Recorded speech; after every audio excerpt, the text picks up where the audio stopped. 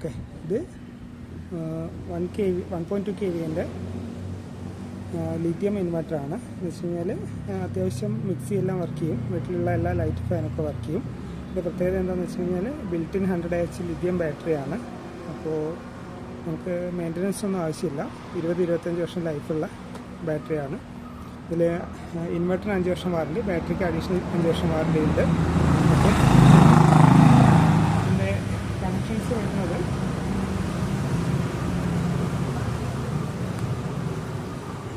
Connection ശരിക്ക് 1.2 kV ആണ്, 100Ah built-in ബാറ്ററിയാണ്, സീരിയൽ നമ്പർ. ഇതിൽ ഈ ഒരു സ്വിച്ച് കാണിക്കുന്നത്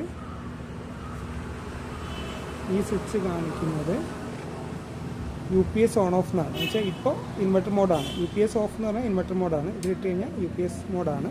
പിന്നെ ഇത് ഗ്രിഡ് ചാർജിങ് ഓൺ ഓഫ് ആണ്. ഗ്രിഡ് ചാർജിങ് എന്ന് വെച്ച് കഴിഞ്ഞാൽ ഈ മോഡലിൽ നമ്മൾ സോളാറാക്കി കൺവേർട്ട് ചെയ്യുകയാണെങ്കിൽ KCB എന്നുള്ള ചാർജിങ് ഓഫ് ചെയ്യണം.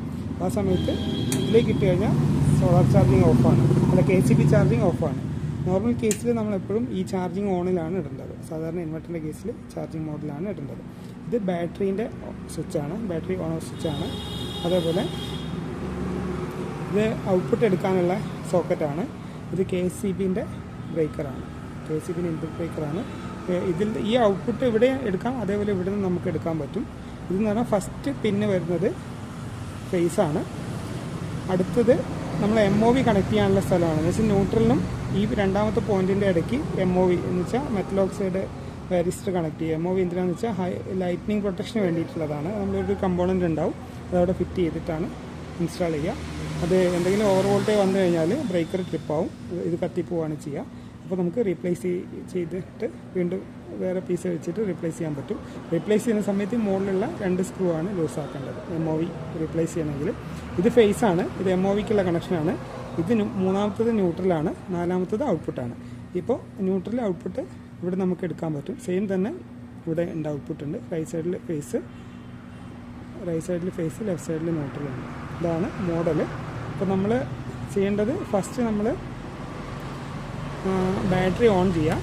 ഓൺ ചെയ്ത് കഴിഞ്ഞാൽ ഓക്കെ, ഇപ്പോൾ ടേൺ ഓൺ ടു ഇനീഷ്യലൈസ് എന്ന് വരും. നമ്മൾ സ്വിച്ച് ഓൺ ചെയ്യുക. ഇത് ഫസ്റ്റ് ലോ ബാറ്ററി കാണിക്കുന്നതല്ല, ഇനീഷ്യലി അത് ഓണാക്കി വെച്ചേക്കാണ്. ബൂട്ടായ ശേഷം ഇത് രണ്ടും ഓഫാവും.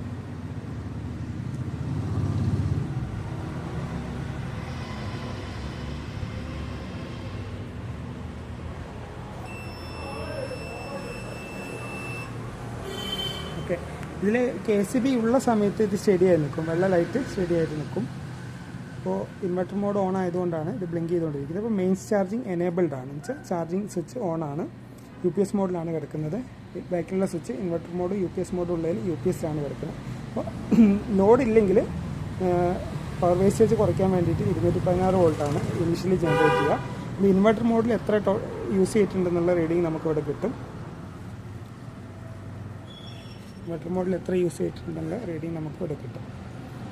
ഓക്കെ, ബാറ്ററി വോൾട്ടേജ് നമുക്ക് കിട്ടും. ബാറ്ററി ഇൻഡിക്കേഷൻ അവിടെ ഉണ്ട്, ചാർജ് ഇൻഡിക്കേഷൻ ഉണ്ട്.